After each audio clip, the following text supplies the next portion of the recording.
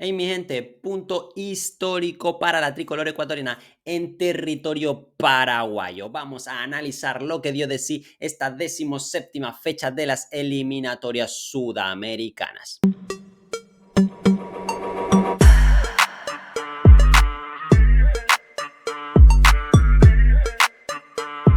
Pues sí, mi gente, jugada la penúltima fecha de estas eliminatorias sudamericanas rumbo al Mundial 2026. A falta de una jornada ya tenemos a los 6 sudamericanos clasificados de forma directa. Solo está por definirse el repechaje que se lo jugarán entre Venezuela y Bolivia en la última jornada de estas eliminatorias. Ya están clasificados desde las anteriores jornadas Argentina, Brasil y Ecuador.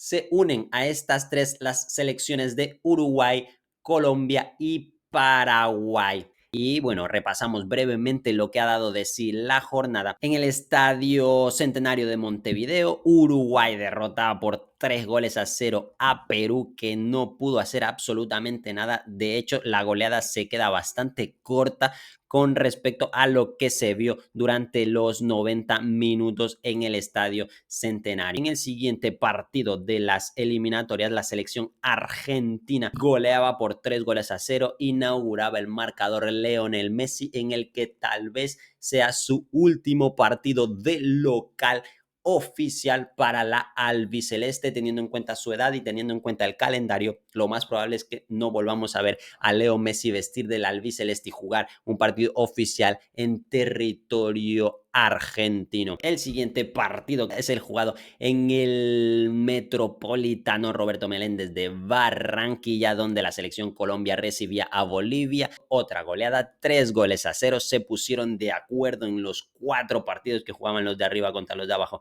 para golear con el mismo marcador. 3-0, insistimos. Mi gente, en el partido que cerraba la fecha de las eliminatorias, jugaban en el Maracaná, en Río de Janeiro. Brasil recibía a la Roja. Brasil le pasó por encima. Una Brasil que no está en sus mejores horas, no está en sus mejores momentos, no tiene esa calidad, esa claridad ofensiva que tenía antaño, pero a pesar de ello, con buenos cambios, sobre todo en la segunda parte, lograba finiquitar el encuentro. En la primera ya iniciaba ganando, pero bueno, se esperaban hasta los últimos minutos de la segunda parte para que pudiera golear y dejar feliz al menos por el marcador, a su afición. Y nos vamos ya a analizar el partido en el que se jugaban los sentimientos, en el que el corazón palpitaba a mil. Ese partido jugado en el Estadio Defensores del Chaco de Asunción, donde la tricolor ecuatoriana visitaba tierras paraguayas, visitaba a la albirroja, un reducto en el que Ecuador nunca, jamás a lo largo de la historia de las eliminatorias había conseguido puntuar. Todos los partidos se contaban por derrota para la Tri en este contexto de eliminatorias sudamericanas, enfrentando a Paraguay, una Paraguay que venía muy fuerte, habiendo ganado todos sus partidos de local desde que Alfaro pisara el banquillo de la selección guaraní, y habiendo ganadole a Brasil, habiéndole ganado a Argentina, a Uruguay. Pues bien, ninguna de esas selecciones pudo puntuar en el Defensores del Chaco, y ahí se plantaba Ecuador con bajas serias como la de Moisés Caicedo y como la de Alan Franco en la medular, sin estar con Ener Valencia en un momento muy productivo, con Gonzalo Plata, que también llegaba un poco renqueante, apercibido para el próximo partido. Así que con varias bajas en la alineación inicial se enfrentaba, insistimos, Ecuador a esta gran Paraguay, que necesitaba también un punto para clasificar matemáticamente. Sin más, mi gente, nos vamos a las alineaciones que propondrían los técnicos por parte de Gustavo Alfaro, técnico que, por cierto, querido por los dos equipos que se enfrentaban ayer. Alineaba en la portería a Roberto Fernández, defensa para Juan Cáceres, Gustavo Gómez, Omar Alderete y Junior Alonso, centro del campo para Diego Gómez, Andrés Cubas, bandas en ofensiva para Ramón Sosa y Miguel Almirón, y la punta de ataque para Roberto Martínez, en conjunto con Antonio Sanabria. Una selección paraguaya que se enfrentaba a una tricolor ecuatoriana de BKHS, que alineaba en portería a Hernán Galíndez, defensa de 4 con Joel Ordóñez por banda derecha y Pervis Estupiñán banda izquierda, pareja de centrales William Pacho y Piero Hincapié. Le daba la medular en doble pivote a Alcibar, que debutaba con la tricolor ecuatoriana, y a Pedro Vite un poco más adelantado, haciendo una especie de tribote de media punta a Kendry Páez, aunque ya veremos a lo largo del análisis, bajaba un poquillo más a recibir, a intentar triangular. Bandas en ofensiva para Ángelo Preciado por la derecha y Nilson Angulo por la izquierda. La punta de ataque era para el capitán, para Superman Valencia. Mi gente, en términos generales, el partido fue lo que se esperaba. Un partido muy disputado en el centro del campo, un partido en el que la pelota estaría peleadísima, en el que no iba a haber mucho riesgo, o los equipos no iban a correr mucho riesgo. ¿Por qué? Porque a Paraguay le valía con el empate para clasificar y Ecuador no iba a desarmarse como loco en busca de la victoria, porque sabe que aguantando con la buena defensa que tiene, con la buena performance defensiva y a las contras puede hacer daño. Así que preveíamos un partido así, y el que no lo haya previsto, la verdad que no entiendo qué clase de eliminatorias ha visto a lo largo de estos años de competencia sudamericana. Los primeros minutos, en el arranque del partido, Ecuador inició con la pelota controlada, pero brevemente Paraguay se le fue encima con una presión altísima. Ecuador corría riesgos, quería correr esos riesgos intentando salir con pelota controlada. William Pacho y Piero Hincapié fueron los dos jugadores con un porcentaje mayor de pases completados. Hincapié 75 de 88 y William Pacho 66 de 69. Realmente altísimo ese porcentaje, y es que no tenían ningún problema la defensa ecuatoriana en tocar de manera lateral en zona, evidentemente, de inicio de jugada, sin arriesgar. Tenía que bajar mucho Pedro Vite a la base y Alcibar, que estaba muy bien cubierto por la ofensiva paraguaya, entonces tenía que bajar mucho Pedro Vite, y cuando encontraban a Pedro Vite era cuando este lograba conectar, sí, ya con Alcibar o con Kendry Páez, en bandas con Pervis o con Angulo,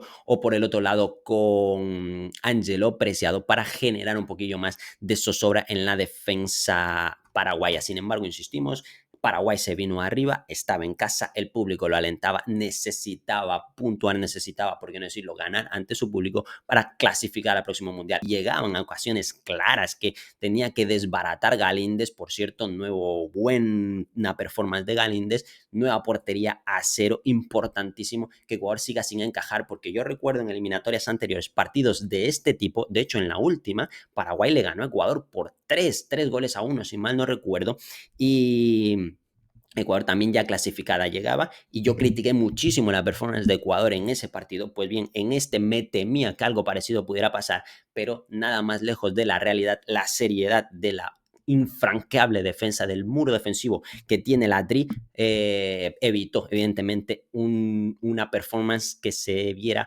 reflejada o igualada a la de las eliminatorias anteriores. Paraguay achuchaba, pero Galíndez y los centrales estaban muy bien posicionados, sobre todo los centrales, incluyendo también a Joel Ordóñez.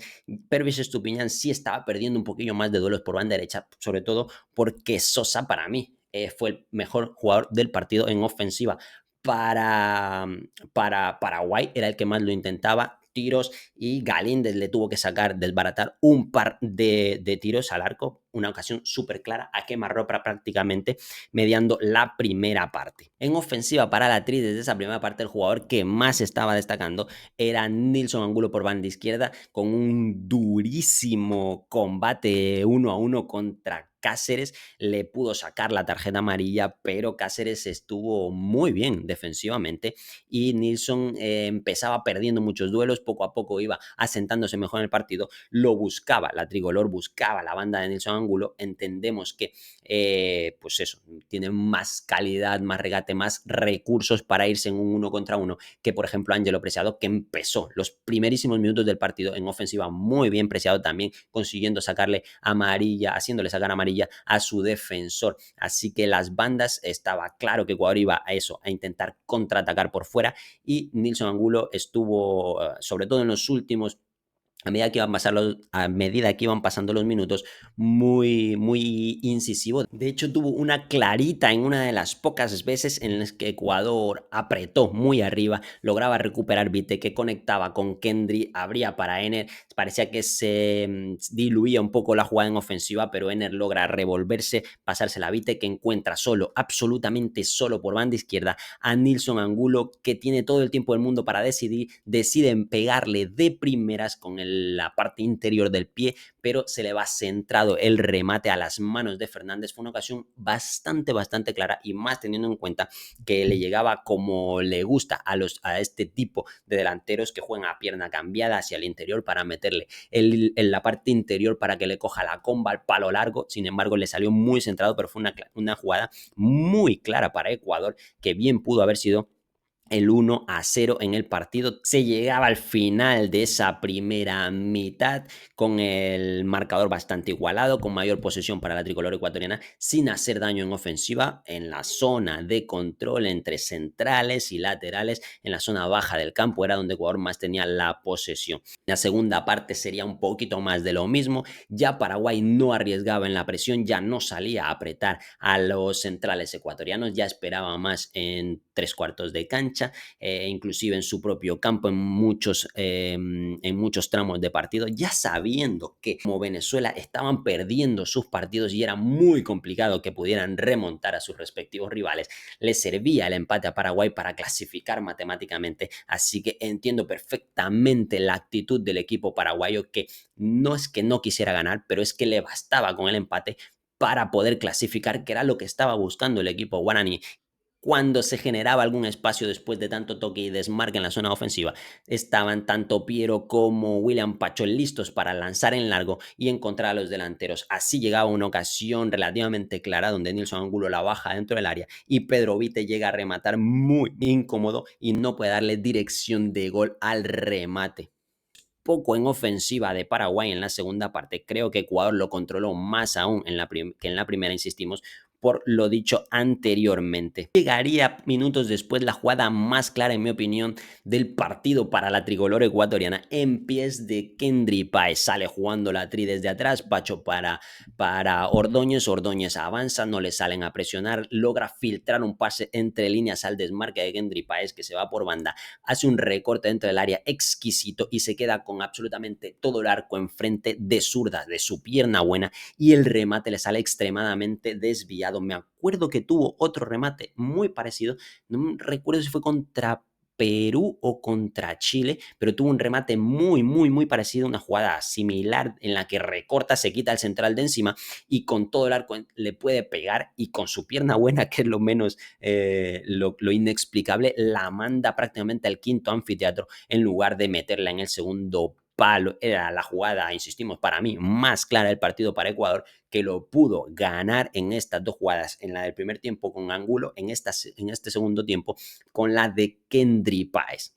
Poco más iba a pasar en el partido, un nuevo debut para la Tri, la verdad que anecdótica la participación de Patrick Mercado en los últimos segundos de partido, ni siquiera pudo tocar un balón. A lo largo de la segunda parte Becachese hacía cambios, pero más que para cambiar dibujos, simplemente para refrescar. Metía a la Rola Rodríguez por Ener Valencia, punta por punta, y metía a Gonzalo Plata por Kendry Páez en el minuto 70, ambos cambios, para darle un poco lo mismo, intentar generar en esos 3/4 de cancha, en este caso con Plata, para conectar con Kevin Rodríguez, que iba a pelear con los centrales, pero bueno, no hubo una producción ofensiva como para que destacara ninguno de los dos. Ya en el 85 entraban Alan Minda y Félix Torres en sustitución. Alan Minda por Nilson Angulo, hombre por banda izquierda, y Félix Torres, para darle descanso a Pervis Estupiñán, tiraba a Piero Hincapié, dando más ejemplos de su versatilidad a banda izquierda, y se quedaba Félix Torres en el centro de la defensa. Insistimos, ya el cambio anecdótico de Patrick Mercado en el 93 se terminaría el partido. Fiesta en Paraguay por su clasificación, y Ecuador, que se marcha con un nuevo empate. Van 4 consecutivos, recordemos, empataba contra Chile en marzo a 0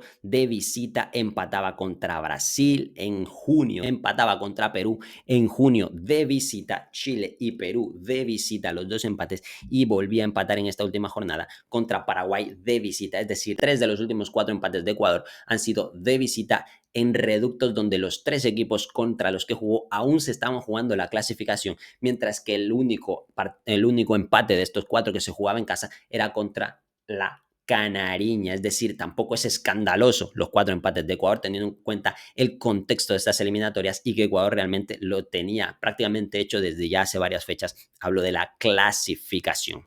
En términos generales, para mí, Ecuador hizo un buen partido, hizo un partido previsible. Se esperaba que Ecuador, con el equipo que tiene, se blinde defensivamente, que es lo que ha hecho a lo largo de todas las eliminatorias. No por nada es el equipo que menos goles ha encajado, es decir, es la mejor defensa de estas eliminatorias, y yo espero que en el equipo de las eliminatorias consten sí o sí tanto Piero Hincapié como William Pacho como centrales, como los mejores centrales de estas eliminatorias, porque realmente lo han sido. En la rueda de prensa posterior al partido se criticó muchísimo nuevamente a Becachese porque Ecuador no gana, porque no hace goles, y Becachese está, me parece a mí, harto, así como ya hartaron a Félix Sánchez Vaz de que se le exija algo que Ecuador no produce. Ecuador no tiene jugadores para golear en todos los sitios a donde va a jugar, y es lo que la gente o la prensa no entiende. Ecuador tiene los mejores defensas de estas eliminatorias y por eso Ecuador no encaja, no sufre como sí sufría en eliminatorias anteriores, como sí sufría en partidos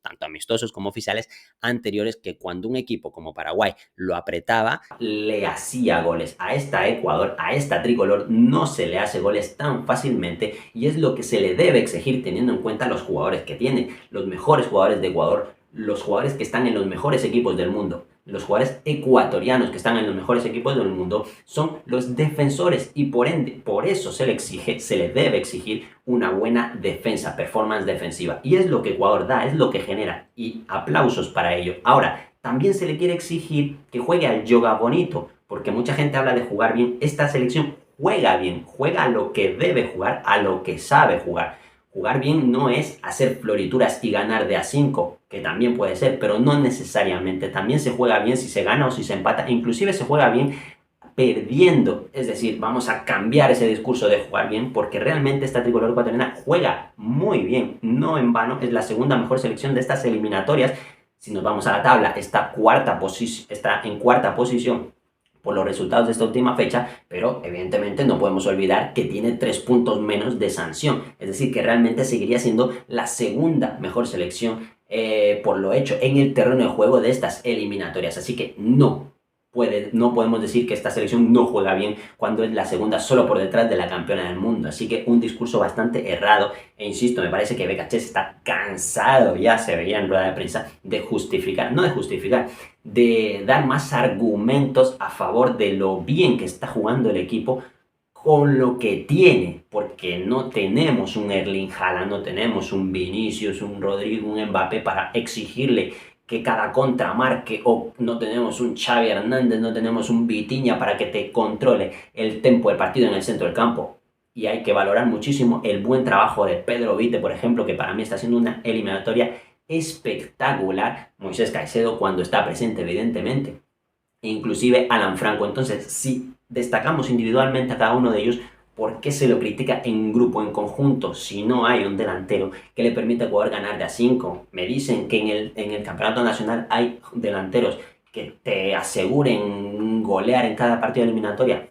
Lo siento, pero eso no me lo creo, eso no está comprobado y es muy difícil de asegurarlo. Imposible, diría yo. Mi gente, con estos resultados, Argentina queda la primera clasificada con 38 puntos, seguida de Brasil con 28, 27 para Uruguay, Ecuador 26, Colombia y Paraguay 25 unidades, Venezuela con 18, aún en puesto de repechaje, Bolivia con 17, aún con posibilidades de arrebatarle ese repechaje a Venezuela, Perú con 12 y Chile con 10. En la última fecha lo único que se juega es ese puesto de repechaje, mi gente, y los partidos serán los siguientes. La selección peruana deberá recibir a Paraguay, un partido en el que ya no se juega nada, pero ambas selecciones querrán ganar, evidentemente. Perú para darle una alegría a su gente y Paraguay para empezar esa preparación al próximo mundial con victoria. Venezuela recibirá a Colombia en uno de los partidos calientes de la fecha. Venezuela, si gana,